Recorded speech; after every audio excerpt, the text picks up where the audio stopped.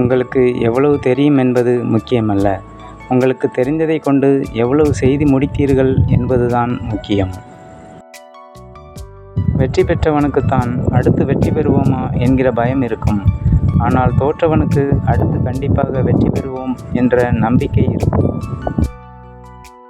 கஷ்டத்திலும் நேர்மையாக இரு. நீ ஏமாற்றப்பட்டாலும் பிறரை ஏமாற்றாதே. உன் நம்பிக்கை உன்னை கைவிடாது. மீனாக பிறந்து மடிவது என்று முடிவெடுத்து விட்டால் பொழுதுபோக்குக்காக மீன்பிடிப்பவனின் வலையில் சிக்காதே. பிழைப்பிற்காக மீன்பிடிப்பவனின் வலையில் சிக்கிவிடு. உன் மரணமும் ஒருவனை வாழ வைக்கும்.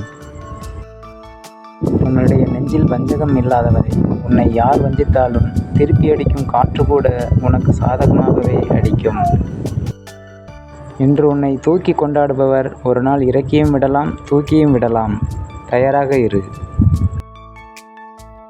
சிந்திப்பதற்கு நேரம் எடுத்துக்கொள்ளுங்கள். ஆனால் நடவடிக்கைக்கான நேரம் வரும்போது சிந்தனையை நிறுத்திவிடுங்கள்.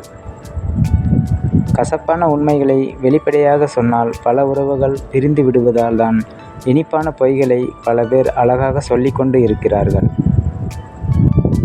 ஏமாளி என்னும் பட்டம் இப்போதெல்லாம் விட்டு கொடுப்பவர்களுக்கே பரிசீலிக்கப்படுகிறது.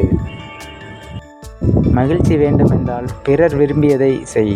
வெற்றி வேண்டுமென்றால் நீ விரும்பியதை செய். எக்காலத்திலும் எக்காரணத்தாலும் மறந்தும் துரோகத்தை மட்டும் விதைத்து விடாதே. ஏனெனில் விதைப்பதுதான் அறுவடை ஆகும். மெதுவாக பேசு, அது உன் இரகசியங்களை பாதுகாக்கும். நல்ல எண்ணத்தோடு இரு, அது உன் நடத்தையை பாதுகாக்கும். கஷ்டங்களை நினைத்து கஷ்டப்படுவதை விட்டுவிட்டு கஷ்டங்களை எதிர்த்து பார். உன் வாழ்க்கைக்கு வெளிச்சத்தை அது காட்டும்.